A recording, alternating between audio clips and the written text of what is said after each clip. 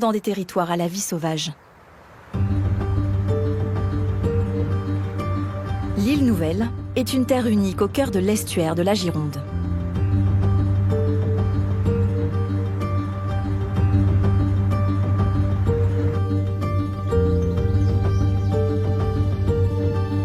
Ici, certains ont fait un rêve, faire revenir les oiseaux qui ont déserté les lieux à cause de l'activité humaine.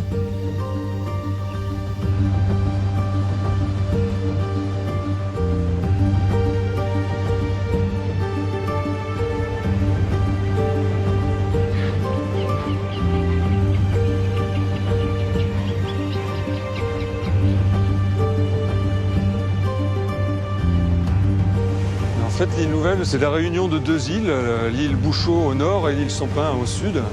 Elle fait un peu plus de 6 km de long pour 600 à 700 mètres de large, là où elle est la plus large. Donc c'est une entité de presque 300 hectares.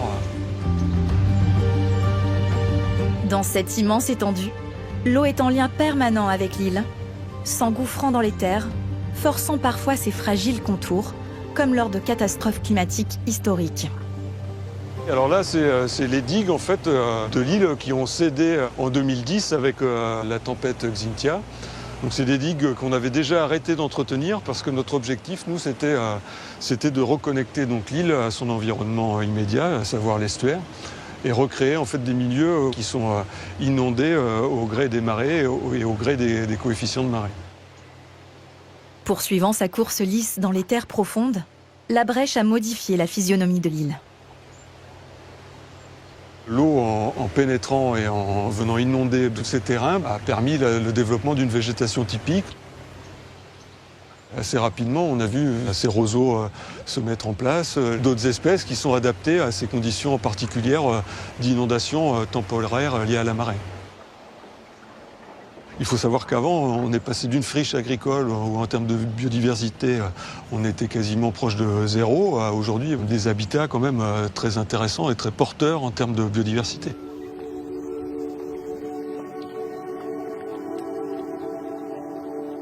La nature a une capacité de résilience quand même assez importante et quand on lui laisse de la place et la possibilité de s'exprimer, elle peut regagner assez rapidement des espaces qui n'étaient pas accessibles jusque-là. L'eau a progressivement repris ses droits au cœur de la terre. C'est ce qui s'appelle la dépoldérisation.